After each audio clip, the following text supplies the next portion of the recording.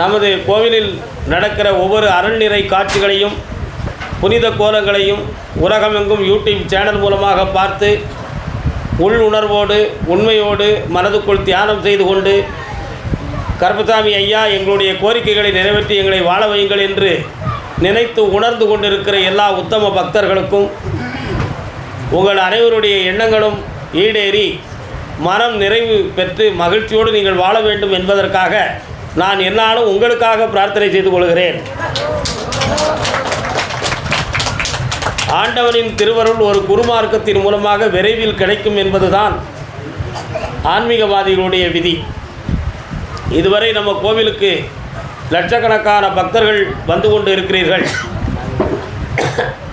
எல்லா பக்தர்களுமே மனதளவில் ஒவ்வொரு மாற்றங்களையும் அடைந்து நினைத்த கோரிக்கையில் வந்து சிற்சில விஷயங்கள் நிறைவேறியும் பற்பல விஷயங்கள் சாதிக்க முடியாத விஷயங்கள் நிறைவேறியும் மகிழ்ச்சி அடைந்தவர்கள் நிறைய பேர்கள் இருக்கிறீர்கள். என்னுடைய பிள்ளை வாய் பேசாமல் இருக்கிறது, பேச வேண்டும் கருப்பசாமி என்று நினைத்து என்னிடம் சொல்லு கேட்டு வீட்டுக்கு சென்ற பிறகு இப்போ என் பிள்ளை பேசுகிறது என்று சொல்லி என்னுடன் ஆனந்தமாக சொன்னவர்களும் இந்த சபையிலே இருக்கிறார்கள். என்னுடைய பிள்ளைக்கு திருமணமாகாமல் சுமார் 9 ஆண்டு காலங்கள் நான் காத்திருந்தேன். அவளுடைய மனம் திரும்பவில்லை கருப்பசாமி ஐயா. அந்த மனதை திருப்பி எங்களுடைய கட்டுப்பாட்டுக்கு உணர்த்தி உண்மையான திருமணத்தை நடத்தி தர வேண்டும் என்று உள்ளநொந்து கேட்டவர்கள், திருமணம் முடித்து மனக்கோலத்தோடு வந்தவர்களும் இந்த சபையிலே இருக்கிறீர்கள். குழந்தை 18 வருட காலங்களாக குழந்தை இல்லை. ஆனால் கருப்பசாமி ஐயா உங்களுடைய வாக்கால குழந்தை கிடைக்கணும். நான் எத்தனையோ வழிகளில் நான் முயற்சி செய்தும் எனக்கு கிடைக்கவில்லை. வாழ்வதா தாழ்வதா அல்லது தற்கொலை செய்து கொள்வோமா என்ற எண்ணத்துடன் வந்து இங்கு வாக்கு கேட்டு உனக்கு ஆம்பளை பிள்ளை பிறக்கும் கருப்பசாமின்னு பேர் வைடா என்று சொல்லி அந்த பிள்ளையை பெற்றவர்களும் இந்த சபையிலே இருக்கிறீர்கள். இதெல்லாம் என்னது என்றால் இதுதான் இறைவனுடைய அருள் கருணை என்பது. தெய்வம் மனுஷ ரூபாயா, கடவுள் வந்து நேருக்கு நேர் வந்து சொல்ல முடியலைனாலும் யாராவது ஒரு மனிதன் மூலமாக ஒரு வடிவத்தில் சொல்லுவான் என்பது பழங்காலத்து ஆன்மீகத்தில் விதி. ஆனால் அதை இந்த இடத்துல கருப்பசாமி ஏன் ரூபத்தில் உங்கள்கிட்ட பேசிக்கிட்டு இருக்கார் என்பது தான் உண்மை. அதனால் உங்கள் அனைவருடைய எண்ணங்களையும் உள்ளங்களையும் உணர்ந்து தெள்ள தெளிவாகவும் மன நிறைவுகளோடும் உங்களிடம் பகிர்ந்து கொள்ளக்கூடிய ஒவ்வொரு விஷயங்களுக்காகவும் நாம் செய்த தவத்தாலும் பிரார்த்தனையாலும் நீங்கள் அனைவரும் வெற்றியடைந்து ஆனந்தமடைகிறீர்கள் என்பதுதான் இதில் மறுக்க முடியாத உண்மைகளாகும். உங்களுடைய உள்ள கோரிக்கைகள் நிறைவேறவில்லை என்று ஒரு தாகம் உங்கள் உள்ளத்திலே இருந்தால் அவர்களுக்காக மாதத்தில் ஒரு நாள் 3 மாவட்டங்களை குறிப்பிட்டு அவர்களை மீண்டும் நான் சந்திக்கிறதுக்கு தயார் செய்து அவர்களை வந்து திருப்திப்படுத்தக்கூடிய நிலைகளிலையும் அவர்களுடைய எண்ணங்கள் நிறைவேறுவதற்காக பிரார்த்தனை செய்யக்கூடிய வழிகளையும் செய்வதற்காக ஆயத்தமாக இருக்கிறோம் என்பதுதான் உண்மை. இதில் எந்த தவறான பிழைகளும் யாருடைய கண்ணோட்டமும் இதில் பிழையாக கருதுவதற்கு ஒன்றுமில்லை என்பது சொல்லத்தக்கதும் விரும்பத்தக்கதும் ஆகும். அதனால் மனதை நிறைவு பண்ணுவோம். எல்லாரும் நல்லா இருக்க வேண்டிய நல்வழிகளை நாம் காண்போம்.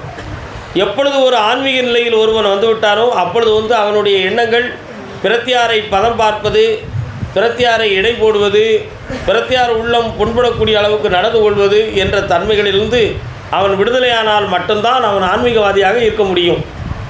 அந்த கோணத்தில் பார்த்தால் நாம் எல்லோருடைய மனதையும் இன்று மகிழ வைத்து கொண்டு இருக்கிறோம். அப்படி என்றால் இறைவனுடைய கருணை இந்த பக்கம் செவிசாய்க்கப்பட்டிருக்கு என்பதுதான் உண்மையாகும். அதான உண்மை. அதனால் நம்முடைய மனதை எப்பொழுதும் ஆண்டவன் பக்கம் திருப்பி தெள்ள தெளிவாக நாம் வைத்து கொண்டோமானால் நம்முடைய உள்ளுணர்வுகள் எப்பொழுதும் தெளிவாகவே இருக்கும். நம்முடைய மனம் எப்பொழுதும் உயர்வாகவே இருக்கும். இப்படிப்பட்ட நல்ல ஒழுக்கங்களை நாம் கடைபிடிப்பதற்கு தான் ஆன்மீக நெறிகள் இருக்கிறது. நம்ம கோவிலின் கட்டளை உங்களுக்கு தெரியும். குடிகாரர்களை நாம் அனுமதிப்பதில்லை. எத்தனையோ தாய்மார்கள் என் புருஷன் குடிக்கிறான், என்னுடைய குடும்பத்தை காக்கிறதுக்கு யாரும் சொல்லி கண்ணீர் வடித்தவர்களை உன் புருஷனை திருத்திதாரன்னு சொல்லி உத்தரவு கொடுத்து திருத்தியிருக்கிறோம். நம்ம அதே மாதிரி குடிகாரர்களை நாம் மாற்ற வேண்டும். சிகரெட் இழுப்பது, புகைப்பிடிப்பது போன்ற செயல்களிலிருந்து மனிதனை மாற்றிக்கொள்ள வேண்டும். தீய செயலிலிருந்து தன்னுடைய நெஞ்சை திருத்திக் கொள்ள வேண்டியது மனிதனுடைய கடமை. அதுக்கு குருமார்களுடைய ஆசீர்வாதமும் தேவை. எப்பொழுதும் நல்வழிகள் காட்டியே வாழ வேண்டும் என்பதற்காகத்தான் இந்த இலக்கணத்தை நாம் வந்து கையில் எடுத்திருக்கிறோம். மக்களை நான் சந்தித்த வகையிலே எல்லா மக்களையும் இன்றைக்கி நான் பார்த்துக்கிட்டு இருக்கேன். இந்த மக்கள்கிட்ட உள்ள குறைகள் என்னென்னு சொன்னால், எல்லாரும் சாமி என் இடத்த இன்னொருத்தன் அபகரிச்சுக்கிட்டான் அப்படின்னு ஒருத்தர் சொல்லுதான். அப்போ அபகரித்தவன் அதர்மவாதி, பறி கொடுத்தவன் அப்பாவி. அப்போ இப்படியும் மனிதன் இருக்காமுங்கிறது இங்கே புரியுதா? சாமி என்னுடைய வீட்டுக்கு யாரோ ஒருத்தன் தீவினை செய்து என் வீட்டுக்குள்ளே போன உடனே கை காலெலாம் நடக்குது அப்படிங்கிறான். அப்போ செய்தவன் வந்து தீயவன், அதை பெற்றவன் அப்பாவி. அப்போ இப்படியும் மனிதன் இந்த உலகத்தில் வாழ்ந்துக்கிட்டு இருக்கான் இல்லையா? ஒருத்தன் பணத்தை வாங்கிக்கிறான், பணத்தை வாங்கிக்கிட்டு தர முடியாது, என்ன வேணாலும் செய்யா அப்படின்னு சொல்லுதான். அவன் கேஸ் போடுதான், கேஸ் போட்டாலும் அவன் பணம் வந்து முறையாக வந்து சேர மாட்டேங்குது. அவன் கண்ணீர் ஒடிச்சுக்கு நிற்கான். அப்போ வாங்கினவன் முதல்ல வாங்கும்பொழுது சிரித்து வாங்குதான், ஆனால் கொடுத்தவனுக்கு துரோகம் பண்ணுறான். அப்போ இப்படியும் இந்த சமுதாயம் வாழ்ந்துக்கிட்டு இருக்கு. நல்லா நீங்கள் உணர்ந்து பாருங்கள். இதில் வந்து நாம் எதுக்கு துணைக்கு போகிறது அப்படின்னு சொன்னால், நான் வாங்கிட்டேன் எனக்கு கொடுக்க முடியலை, அவன் என்னை கேட்கக்கூடாதுன்னு சொன்னோம்னா அவனுக்கு துணைக்கு நான் போனோம்னா நான் குரு கிடையாது. பணம் நான் வாங்கிட்டேன் சாமி, எனக்கு அவனுக்கு கொடுக்க முடியலை அப்படின்னு சொல்லுதான். நீ கொடுப்பியா அப்படின்னு கேட்டால் நான் கொடுப்பேன். அப்போ உனக்கு தருவதற்கு வேண்டிய வாய்ப்புகளையும் சூழ்நிலையும் நான் அருள்தேன், அதுக்கு உனக்கு பிரார்த்தனை செய்கிறேன், அதை நான் கொடுக்க வைக்கிறேன். ஆனால் நான் வாங்கவே இல்லைன்னு சொன்னால் உன் பின்னால் நான் வர மாட்டேன், உனக்கு தண்டனை தான் கிடைக்கும். இதான உண்மை. அப்போ இந்த அதர்மங்கள்லாம் இருக்குது, இந்த சமுதாயத்தில் மலிந்து போய் கிடக்கு. இந்த சமூகத்தை நீங்கள் இன்னும் துருவி நீங்கள் ஆராய்ந்து பார்த்தீங்கன்னா எத்தனையோ விஷயங்கள், எத்தனையோ குறைகள் கிடக்கு. அவைகளெல்லாம் இந்த உலகத்தில் வந்து தர்மவான்கள் தட்டி கேட்கணும். அப்படின்னா நேருக்கு நேர் போய் சண்டை போட முடியுமா? எல்லாருக்கும் கேஸ் போட முடியுமா? எல்லாரையும் வழக்கேற்ற முடியுமா? முடியாது. அவன் தனி மனிதன் தன்னுடைய உணர்ந்து தன் மனதால் திருந்தணும்.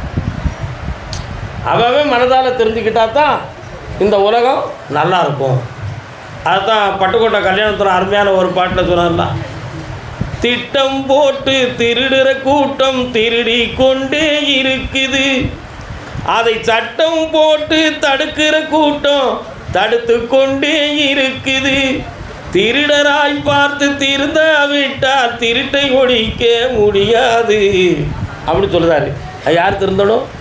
தப்பு செய்தவன் தன்னை உணர்ந்து மனதால் திருந்தணும். நீ ஓயாமல் நீ தான் திருத்திக்கணும், அதுக்கு ஒரு கூட்டத்தை உருவாக்க முடியாது. அப்போ ஒவ்வொரு தனி மனிதனும் திருந்திட்டோம்னா சமுதாயம் அருமையான மலர்ச்சியோடு இருக்கும். இந்த சமூக மலர்ச்சி நமக்கு தேவை. முகமலர்ச்சியை விட சமூக மலர்ச்சி தான் நமக்கு ரொம்ப தேவை. சமூக மலர்ச்சியில் ரொம்ப தேவைன்னா எத்தனையோ விஷயங்கள் இருக்குது. ஒரு சம்பவம் நடந்துச்சு. என் பங்காளி வீட்டில் 15 மாடு வச்சுருக்கான் ராஜ்கால். நம்ம வீட்டில் ஒரு மாடு கூட தங்க மாட்டுக்கு அப்படின்னு பார்த்தான். அவன் வீட்டு தொட்டியில் போய் விஷத்தை கலந்துட்டான். 7 மாடு குடிஞ்சு செத்து போச்சு. அவனும் இங்கே வந்து கேட்குறான், ஐயா 7 மாடு செத்து போச்சு சாமி, எப்படின்னு எனக்கு தெரியல ஐயா, எனக்கு தெரியல. அப்போ நான் சொல்லுறேன், ஏய் 3 வருஷத்துக்கு முன்னால் உன் பங்காளிகளுக்கும் உனக்கும் பிரச்சனை வந்துச்சா? ஆமாம். அவன் வீட்டில் மாடெல்லாம் நின்று போச்சா? ஆமாம். அவனுக்கு போனதுக்கு நாங்கள் காரணம் இல்லையா ஐயா, அது இயற்கையாக போச்சு. அவன் ஓ மேலே கற்பனை பண்ணியிருக்கான், அவன் தாண்டா ஒரு தப்பு செஞ்சுருக்கான் சாமி, அதை நான் எப்படி கண்டுபிடிக்கிறது அப்படின்னு அவன் கேட்குறான். அப்படி கேட்கணும், நீ கண்டுபிடிக்கணுமா? என்னை நினச்சிக்கா 9 நாள் நான் சொல்லக்கூடிய இடத்துக்கு கடைக்கு நீ போய்கிட்டு, அந்த கடை பக்கம் போகும்போது உனக்கு ஒரு செய்தி கிடைக்கும்னு சொன்னேன். அவன் அந்த கடைக்கு டீ குடிக்க போனான், எப்பொழுது போகிறத மாதிரி காலையில். அங்கே பார்த்தா அவன் பங்காளியுடைய ஃப்ரெண்டு பேப்பர் படிச்சுக்கிட்டு இருக்கும் பொழுது, மாட்டு 7 மாட்டை சொல்லி முடிச்சோம்னா தெரியுமா உனக்கு அப்படின்னா. இவன் காதில் விழுந்துருச்சு. அடாடா கருப்பசாமி, இப்படி விவரமாக காட்டி கொடுத்துட்டே ஐயா, இப்போ நானும் பழி சேர்க்க மாட்டேன். நல்லா புரிஞ்சுக்காங்க, கருப்பசாமி பழி சேர்ப்பாரா? கிடையாது. அப்போ அவன் செஞ்சவன் தானாக அவன் குற்றத்தை ஒத்துக்கிட்டான். உடனே அவன் போலீஸ் ஸ்டேஷனுக்கு போனான். இந்த மாதிரி இந்த இடத்துல பேசுங்க, என் மாடு செத்துக்கு இவங்க தான் காரணம்னா. சரி ஓகே, அந்த கேஸ் அப்படி ஓடட்டும். புரியுதா? இப்படியெல்லாம் பற்பல விஷயங்கள் இருக்குது. அப்போ குற்றவாளியை குற்றத்தை ஒப்புக்கொள்ளவும் வைக்கணும். நம்ம குற்றவாளியை நான் ஒரு பகிரங்கமாக இருந்து நான் காட்டி கொடுத்தோம்னா அவன் எனக்கு எதிரியாயிருவான். நம்ம இந்த உலகத்தில் எதிரிகளை சம்பாத்தியம் பண்ணக்கூடாது. எதிரிகளின் எண்ணிக்கை வளர்த்துக்கிட்டே போகக்கூடாது. எதிரிகளின் எண்ணிக்கை பெருகிக்கிட்டே போகக்கூடாது. எதிரிகளிலிருந்து அவன் உள்ளத்தை திருத்துவது எப்படி? அவன் எதிரியாக இருக்கின்ற அவனுடைய பகையை அழிப்பது எப்படி? நம்ம அவனுடைய உள்ளத்தை தான் திருத்தணுமே தவிர அவன் உடலை வலியுறுத்துறதுக்கு இந்த உலகத்தில் நம்ம பிறக்கலை. பகைவன் அழியக்கூடாது, பகையாக இருக்கின்ற அவனுடைய உள்ளம் அழிய வேண்டும். ஆனால் பகைவன் திரும்பி இந்த உலகத்தில் பண்புடையவனாக மலர வேண்டும். அதுதான் பக்தியின் இலக்கணம். சரிண்ணா? இந்த மாதிரி நம்ம எல்லாருமே எப்பொழுதுமே மனதை பகவானுக்கு பறி கொடுக்கணும். நம்ம மனத்துக்குள்ளே இறைவன் இருந்தாம்னா நம்ம என்றைக்கும் உறுதுணையாக உண்மையோடு தெள்ள தெளிவாக இருப்போம். ஆக இந்த ஆன்மீக பேச்சை இன்றைக்கி பேசாமல் சமூக மறுமலர்ச்சியான ஒரு பேச்சை நான் பேசியிருக்கோம்னா, சமுதாயத்தை நான் கண்ட நோக்கத்தில் ஒவ்வொரு மனிதர்களும் என்கிட்ட வந்து சொன்ன குறைகளும், அவங்களுடைய குறைகளை நான் ஆய்ந்து பார்த்ததும், நெகட்டிவான மனிதர்கள் எவ்வளோ இருக்கான், பாசிட்டிவாக எத்தனை பேர் இருக்காங்கிறத நான் பார்த்த அனுபவத்தை உங்கள்கிட்ட பகிர்ந்துருக்கேன். இப்போ நான் பேசுகிறத உலகமெங்கும் நீங்கள் பார்த்துக்கிட்டு தான் இருப்பீங்க. உலகமெங்கும் கேட்குறீங்க, யார் உள்ளத்தில் தவறு இருந்தாலும் திருந்துங்க, யார் உள்ளத்தில் போட்டி மனப்பான்மை இருந்தாலும் மாறிக்காங்க, யார் உள்ளத்தில் வஞ்சனை இருந்தாலும் உங்கள் மனதை மாற்றி இறைவனுக்கு ஒப்படைங்க, இதுவரை செஞ்ச தவறுகளை பூரா கைவிட்டுருங்க, நாளை நம்ம தவறு செய்யக்கூடாது என்று உங்கள் உள்ளத்தை திருத்துங்கள், போனது போகட்டும், இனியாவது இந்த நெஞ்சம் புனிதமாகட்டும் என்று சொல்லி உங்களுடைய உள்ளத்தை திருத்தி நெஞ்சார வாழ்த்தி மாசிலா மனமே ஈசன் கோயில் என்று உணர்த்துவோம். வாழ்க வாழ்க.